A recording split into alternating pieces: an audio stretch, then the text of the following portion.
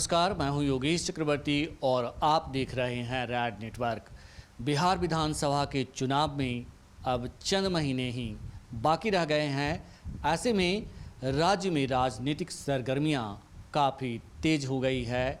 राजनेता एक दलों से दूसरे दल में जा रहे हैं और कई ऐसे लोग सामने आ रहे हैं जो नई पार्टी का गठन कर रहे हैं। ऐसे ही एक शख्स हमारे साथ हैं जिनका नाम है राजकुमार पासवान और इन्होंने हाल ही में युवा बिहार सेना नाम की पार्टी का गठन का ऐलान किया है और राजकुमार पासवान इस पार्टी के राष्ट्रीय अध्यक्ष हैं जो इस वक्त हमारे साथ हैं। आइए बात करते हैं इनसे।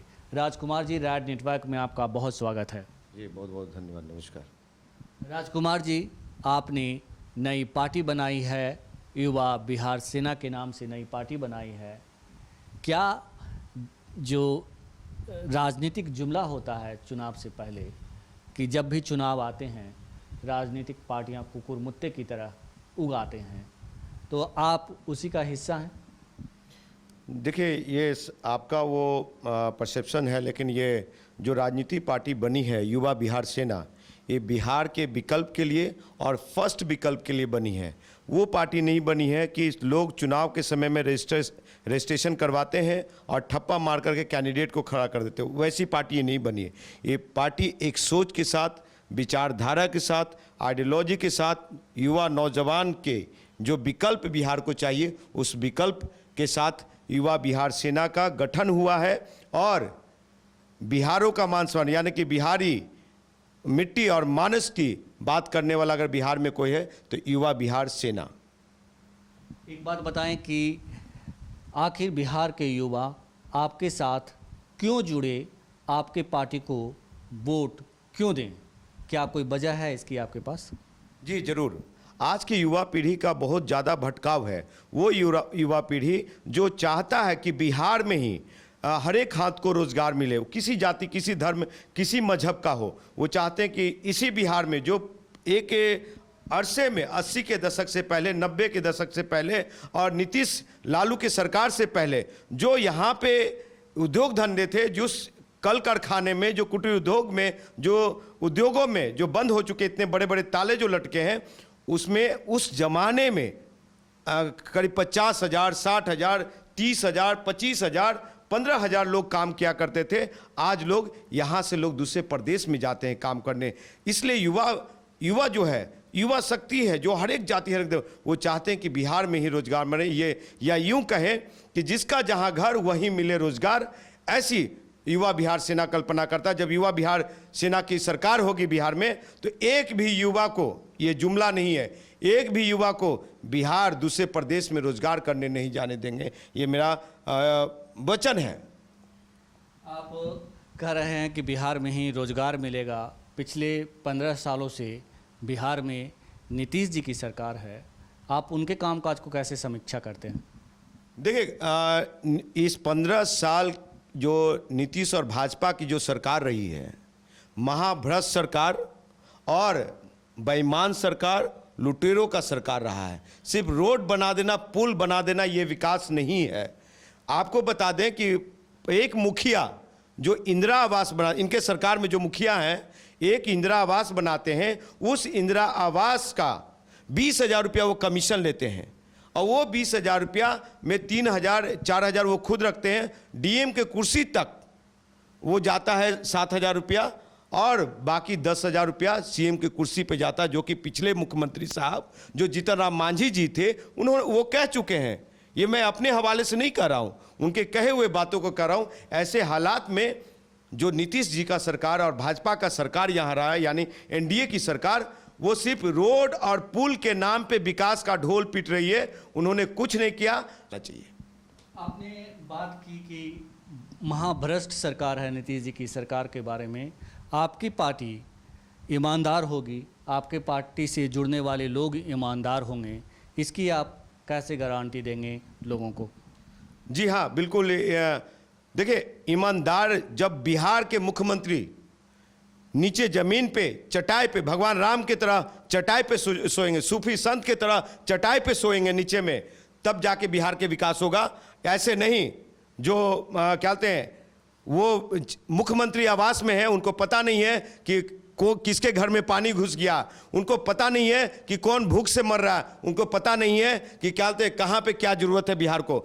उनके डीएम जो जिला पदाधिकारी लोग बैठे हुए हैं, वो जिला पदाधिकारी लोग एसी में रहते हैं सारा दिन, वो फीडबैक रिपोर्ट नहीं मुख्यमंत्री को पेश करते हैं। डेली मुख्यमंत्री को हमारे सरकार में मुख्यमंत्री को डेली डीएम अपना फीडबैक रिपोर्ट जारी करेंगे कि आज जिला में ये हुआ, आज वो हुआ, और रिपोर्ट करेंगे चीफ सेक्रेटरी को। ऐसा सरकार चाहते हैं। कोई भी यहाँ कुपोषण से नहीं मरेगा साहब, इनके सरकार में कुपोषण से मर रहे हैं लोग। ये अभी की हालात देखिए, जो लॉकडाउन हुआ, हम लॉकडाउन में बैठ के 3 महीने काम किया वीडियो रिकॉर्डिंग के जरिए, चाहे सरकार में बात को रख करके लोग मद्रास से, मुंबई से, बॉम्बे से, दिल्ली से सब लोग बेचारे घर पैदल आए। ये कैसी सरकार है? दिल्ली की सरकार, अरविंद केजरीवाल की सरकार वहां पे खाना नहीं दिया, मार के भगाने का काम किया। मुंबई की सरकार वहां पे खाना नहीं दिया, मार के भगाने के लोगों का काम किया। यहाँ की सरकार जब आए तो क्वारंटाइन में रखने के नाम पे महालूट हुआ। ये सरकार बिहार की है। बिहार तो खुद ही ऐसा था, हम ऐसा सरकार देंगे। युवा बिहार सेना एक कि जब सरकार बनेगी तो ये ऐसे कोरोना जैसे आपदा में वो मदद का मुहताज ना रहे, पूरे देश के राज्यों के वो मदद करे, देश के हर एक जाति मजहब को वो मदद करेगी बिहार। ऐसा सरकार हम लोग चाहते हैं। आपने पार्टी बना ली, लेकिन आपने कुछ तय किया है कि आपकी पार्टी कितने सीटों पर चुनाव लड़ेगी? और सबसे बड़ी बात कि अगर तमाम राजनीतिक पार्टियां हैं जो अपना मुख्यमंत्री का चेहरा सामने रख कर के चुनाव लड़ रही है, तो आपकी पार्टी की ओर से कौन ये वो चेहरा है जिसका नाम आप लोगों ने सोचा है या तय किया है? देखिए, मुख्यमंत्री का चेहरा जहां तक आपको बता रहे हैं कि मुख्यमंत्री का चेहरा, अभी मैं राष्ट्रीय अध्यक्ष हूं, पार्टी के एग्जीक्यूटिव काउंसिल, नेशनल काउंसिल, ये सारे लोग तय करेंगे कि मुख्यमंत्री चेहरा कौन होगा। रही बातें कि हमारा युवा बिहार सेना का मॉडल है कि बिहार की राजनीति में एक मुख्यमंत्री और एक डिप्टी सीएम से काम नहीं चलेगा। एक मुख्यमंत्री के साथ साथ 4 डिप्टी सीएम होंगे, क्योंकि आज तक देखे हैं कि महिलाओं के आरक्षण, रिजर्वेशन की बात होती है बिहार में, लेकिन महिलाओं को अधिकार नहीं दिया गया सरकार में। लेकिन सबसे पहले बताते हैं कि युवा बिहार सेना की सरकार में जब एक मुख्यमंत्री होगा तो उसके साथ 4 डिप्टी सीएम में से पहला महिला उप मुख्यमंत्री होगी, दूसरा मुस्लिम उप मुख्यमंत्री होंगे, तीसरा अति पिछड़ा से उप मुख्यमंत्री होंगे, और चौथा स्वर्ण से उप मुख्यमंत्री होंगे। और पिछड़ा से होंगे मुख्यमंत्री या दलित समाज से होंगे मुख्यमंत्री, ये हमारा नेशनल एग्जीक्यूटिव काउंसिल तय करेगी, हमारी ये युवा बिहार सेना की पूरी कमेटी तय करेगी। तो आप लोग कितने सीटों पे चुनाव लड़ रहे हैं, ये आपने साफ नहीं किया? हम अभी से ही, जैसा कि फर्स्ट पीसी वाले दिन ही मैंने घोषणा कर चुका है 2 विधानसभा का, और ऐसे कर करके 243 सीटों का हम लोग घोषणा करेंगे, और बिहार में 243 सीटों पे लड़ेंगे, और थर्ड विकल्प के रूप में नहीं, बिहार के फर्स्ट विकल्प के रूप में हम लोग चुनाव लड़ रहे हैं। और जनता को, जो बहुत एक लंबे अरसे से लोग कहते थे कि कोई चेहरा नहीं है, कोई विकल्प नहीं है, तो आदमी जाए कहाँ, तो आज युवा बिहार सेना, आपके चैनल के माध्यम से बताता हूं कि युवा बिहार सेना बिहार को फर्स्ट विकल्प के रूप में मिल चुकी है, जो कि यहां से बेरोजगारी मुक्त बिहार बनाने के लिए, यहां से रोजगार युक्त बिहार बनाने के लिए, यहाँ पे रोजगार युक्त बिहार बनाने के लिए, हर एक हाथ को रोजगार, हर घर को रोटी, कुपोषण मुक्त बिहार बनाने के लिए, शिक्षा और स्वास्थ्य उच्च कोटि का हो, जैसे डॉन बॉस्को में पढ़ाई होता है उस तरह का। आज तक साहब आपको मालूम है कि सांसद विधायक लोगों ने गांव को गोद लिया, लेकिन गांव वो बड़ा नहीं हुआ, और उनके बच्चे लोग बड़े हो गए, उनके परिवार बड़े हो गए, मोटे मोटे हो गए, और सांसद साहब भी बहुत तगड़े मोटे हो गए, लेकिन गांव बड़ा नहीं हुआ। लेकिन युवा बिहार सेना की सरकार ये 13 करोड़ आवाम के बच्चे लोगों को गोद लेगी, और उसका पहली क्लास से लेकर के और ये नौकरी तक का जिम्मा युवा बिहार सेना की सरकार की होगी। और दूसरी चीज आपको बताते हैं कि स्वास्थ्य व्यवस्था ऐसा होगा बिहार का कि 1 रुपये का दवा से लेके 5 लाख रुपये तक की दवा युवा बिहार सेना की सरकार हर एक नागरिक को, हर एक घर को एक स्मार्ट कार्ड जारी करेगा कि कहीं भी ट्रीटमेंट करा सकते हो, प्राइवेट सेक्टर हो चाहे सरकारी गवर्नमेंट हो। और सरकारी गवर्नमेंट का भी बहुत बढ़िया व्यवस्था होगा। और बुखार से लेकर के सर्दी खांसी से लेकर कैंसर तक की बीमारी का ट्रीटमेंट इलाज जो युवा बिहार सेना की सरकार करेगी। ऐसी सरकार कभी नहीं कोई आई है जो कि युवा बिहार सेना बिहार में ऐसा करने का काम करेगा। यानी यूं कहें कि जब बिहार सोने की चिड़िया थी तो भारतवर्ष सोने का चिड़िया था, और फिर से जब बिहार सोने की चिड़िया बनेगी तो भारतवर्ष भी सोने का चिड़िया बनेगा। एक बार बताएं कि आपने पार्टी का गठन कर लिया है, आपने तमाम जो है आप एजेंडा है वो पब्लिक के सामने रख रहे हैं। क्या आपको लगता है कि जिस तरह से पहले से तमाम राजनीतिक दल जो है जमे हुए हैं, बिहार की जो राजनीतिक बुनावट है वो जातीय समीकरण से बुनी हुई है, क्या इस चीज़ को आप तोड़ पाएंगे, आपको लगता है? देखिए, बिहार की युवा पीढ़ी, बिहार का आवाम अब जाति धर्म मजहब का खेल नहीं चाहती, वो विकास का चाहते हैं। और जो पुराने लोग बैठे हुए हैं वो लोग जाति के नाम पे बेवकूफ़ बनाने का काम किया है। आपको पता होगा साहब कि पिछले बार के चुनाव में, लोकसभा चुनाव से पहले एक पार्टी बनी, वो अपने आप को कहा सन ऑफ मलाह, लेकिन ये राजकुमार पासवान आपको बताता है कि सन ऑफ पासवान नहीं कह रहा है, ये सन ऑफ बिहार कह रहा है। और बिहार का बेटा है, बिहार के लिए जिएंगे, बिहार के लिए मरेंगे, और बिहार की युवा पीढ़ी को एक साथ लेके चलेंगे। और हम कभी भी दुसाध का बेटा नहीं कहेंगे, इसलिए नहीं कहेंगे कि हमारा दुसाध जाति भी आज बेरोजगार है, यादव समाज भी बेरोजगार है, मल्लाह समाज भी बेरोजगार है, कुर्मी समाज भी बेरोजगार है। और ये जो आपदा से सभी लोग त्राहिमाम हुआ है, और सभी के बेटा लोग अपने बीमार माँ बाप को छोड़ के, बीमार बहू बेटी को छोड़ करके दिल्ली, बॉम्बे, कलकत्ता, पंजाब जाते हैं रोजगार करने। जिसका जहाँ घर वहीं क्यों नहीं रोजगार मिलता है, जिसको जहाँ घर वहीं क्यों नहीं पढ़ाई मिलता है, ऐसा व्यवस्था क्यों नहीं करते हैं ये लोग जो सत्ता में बैठे लोग हैं, महादेशिस्ट लोग, और जो जेपी के अनुयायी कहते हैं। आदरणीय रामविलास पासवान जी जो 7% पासवानों को झंडा ढुलवाने का काम किया, एक भी आप जोड़ लीजिए, एक भी पासवान जाति से 10 गो किसी पासवान को ऑक्सफोर्ड यूनिवर्सिटी में पढ़ने के लिए नहीं भेजा रामविलास पासवान जी।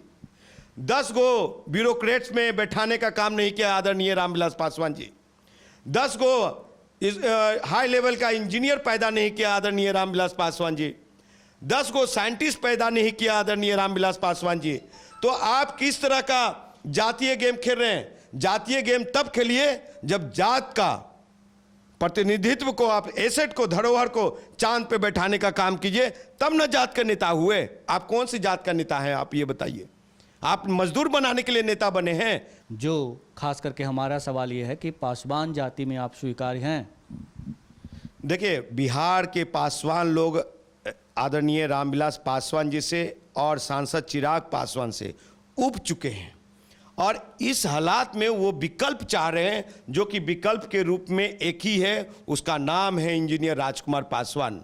और वही पासवान जाति को भी और बिहार के तमाम आवाम को और सभी जाति सभी धर्म को मान सम्मान दे सकता है, चांद पे बिठा सकता है, और सभी लोग को बेहतर जिंदगी दे सकता है। वो युवा बिहार सेना ही दे सकती है। और आपको एक बात और बहुत इंपॉर्टेंट बताने जा रहे हैं कि आदरणीय रामविलास पासवान जी एक दशक के बहुत अच्छे नेता रहे हैं, लेकिन 90 के दशक के बाद से जो परिवारवाद में वो संलिप्त हो गए और ज़्यादा से ज़्यादा परिवार प्रमोशन में लग गए, तो इस स्थिति में क्या दलित का और कोई बेटा नहीं है?